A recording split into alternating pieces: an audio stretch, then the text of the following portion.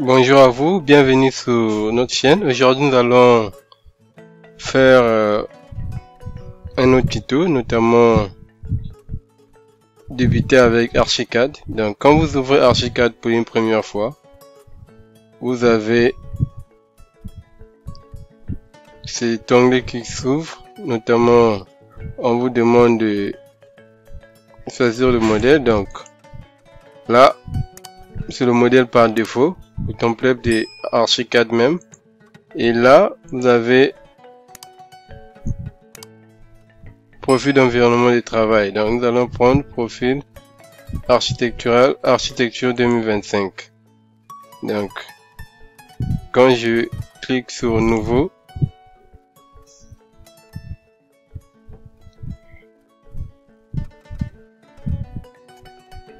on arrive là, ça c'est l'espace de travail. Ici, nous avons les outils qui nous permettent de réaliser notre projet, notamment les outils de dessin. Donc, vous avez les outils de dessin, les outils de vue, donc les points de vue, notamment les coupes et les façades.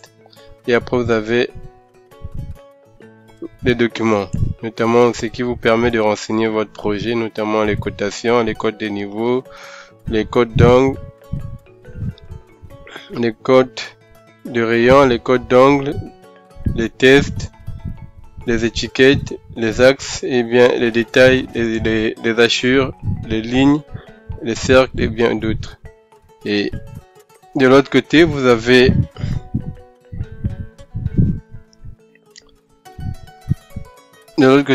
les niveaux, notamment les différents éléments que vous pouvez générer sur votre dessin, notamment les plans.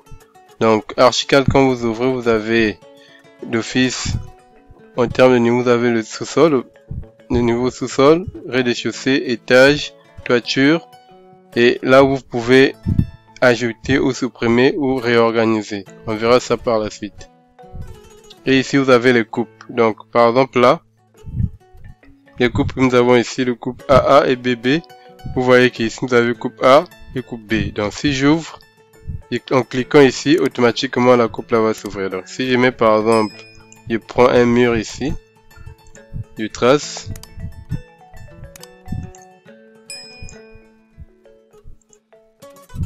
et trace un mur. Quand j'ouvre la coupe A, il y a deux façons d'ouvrir. Donc soit je sélectionne, je fais clic droit, ouvrir avec réglage actuel.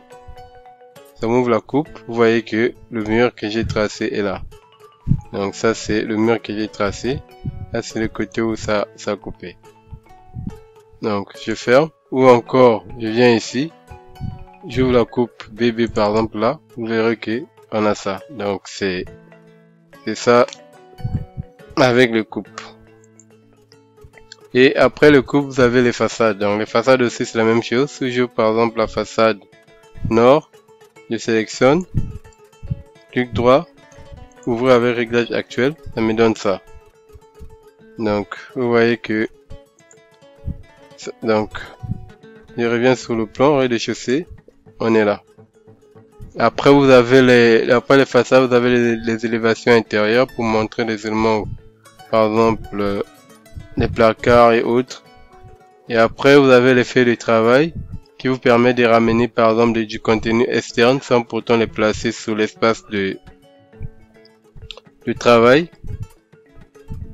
Et vous avez ici les éléments, notamment vous avez la documentation 3D, les perspectives et autres.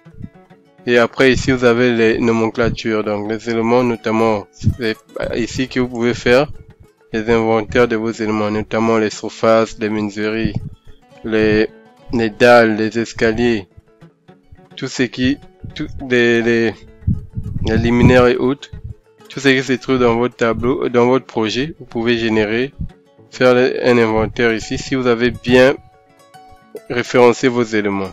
Donc c'est à savoir. Maintenant,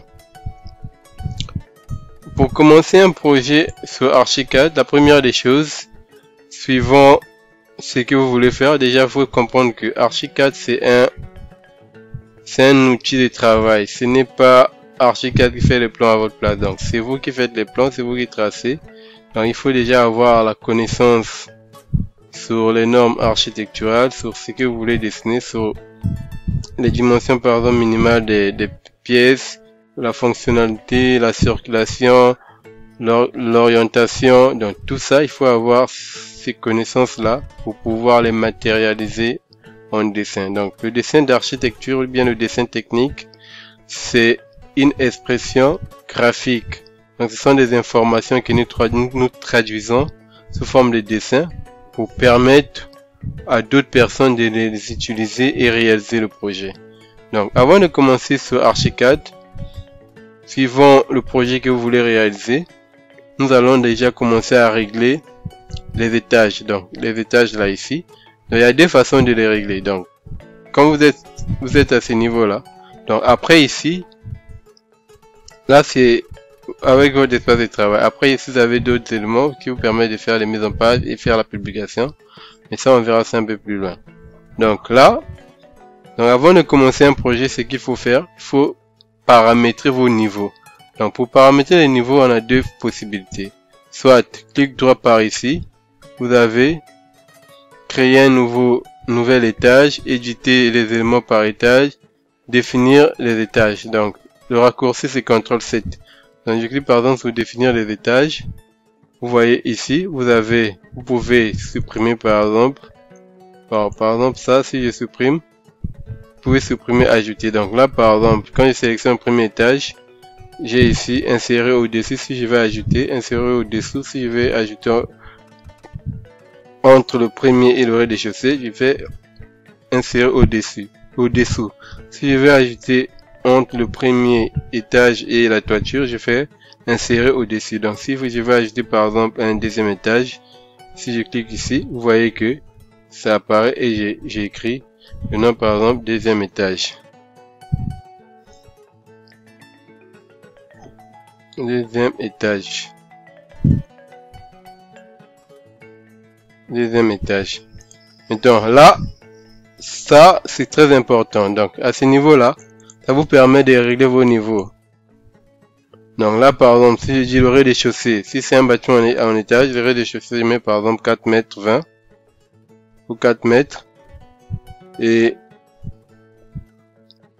donc le sous-sol on n'a pas besoin. Donc par exemple là, pour moi par exemple le sous-sol, quand je travaille sur un projet qui n'a pas de sous-sol, je le renomme, je mets fondation ici. Fondation. Je mets ici fondation. Et là je mets par exemple 2 mètres. Et là 1 mètre 50. 1 mètre 50. Et pour le rez-de-chaussée, si c'est un bâtiment en étage, je mets par exemple 4 mètres parce que il y aura des retombées de poutres et autres qu'il faut prendre en compte pour pouvoir avoir au moins une hauteur sous dalle de au moins, sous plafond au moins de 3 mètres. Donc au niveau du premier étage, je mets 3,20, 3 mètres 20, les 20 qui seront absorbés par l'épaisseur de la dalle. Et là aussi je mets 3 mètres 20. Et la toiture je laisse par exemple à 3 mètres. Et une fois que j'ai fini, je reviens au rez-de-chaussée, là où je vais commencer mon projet. Je mets OK. Et quand je mets OK, vous remarquez que automatiquement on revient au rez-de-chaussée. Et à partir d'ici, je peux commencer à dessiner mon projet. Et si on revient ici, si je suis par exemple au premier, quand je mets OK, ça me ramène au premier, vous allez constater ici. Donc, il faut faire très attention sur ça. Vous pouvez paramétrer les niveaux et cliquer, vous commencez votre projet et après vous vous rendez compte que vous êtes sur le niveau qui n'est pas bon. Donc, il faut bien veiller à ce que ici, vous soyez là où vous voulez commencer votre projet. Donc, rez-de-chaussée. Une fois que ça c'est fait, les vues qui sont ici, on peut les supprimer ou carrément les masquer pour un début. Soit on les supprime, soit on les masque. Mais tout ça, on verra comment paramétrer ça par la suite. Donc là, par exemple, au lieu de supprimer, moi je vais les masquer. Il suffit de faire clic droit, calque, masquer les calques. Donc, les masquer. Et après, quand vous voulez travailler sur Archicad, commencez toujours votre projet au niveau de ce point qui est l'origine de Archicad. Et quand vous commencez votre projet ici, ça vous permet de, quand vous exportez votre projet sur un moteur de rendu pour faire vos rendus, ce point tombe directement sur l'origine de ce logiciel aussi. Donc, veillez à ce que votre projet débute toujours ici, ou bien soit un point de votre projet soit sur ce point, sur l'origine de Archicad, pour permettre d'avoir votre projet plus facilement sur les moteurs de rendu, les logiciels de rendu, par exemple Lumion, V-Ray et autres. Donc c'est un peu ça.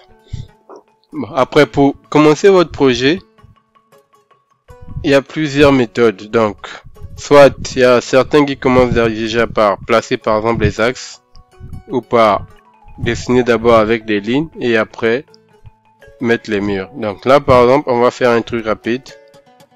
Donc là, je vais prendre l'outil mur, je vais commencer par les murs.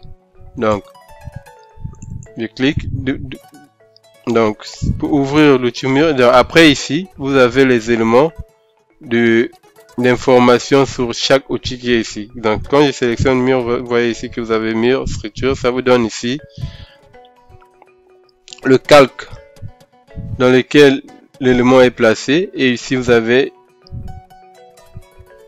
les différents types de tracés pour tracer votre mur. Donc vous avez un mur,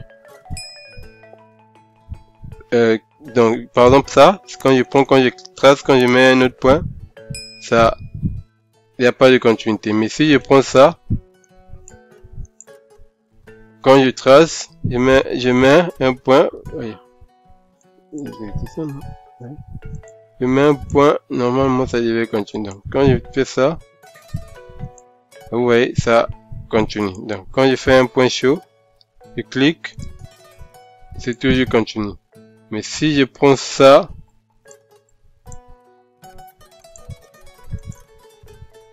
c'est pas continu. Et si je prends ça, ça me forme un mur sur les quatre côtés, directement un carré. Donc, quand vous avez vos données sur les dimensions de votre bâtiment, vous pouvez commencer à travailler directement avec ça. Et là, vous avez les murs en arc ou en cercle. Donc, tout ça, ça vous permet de dessiner.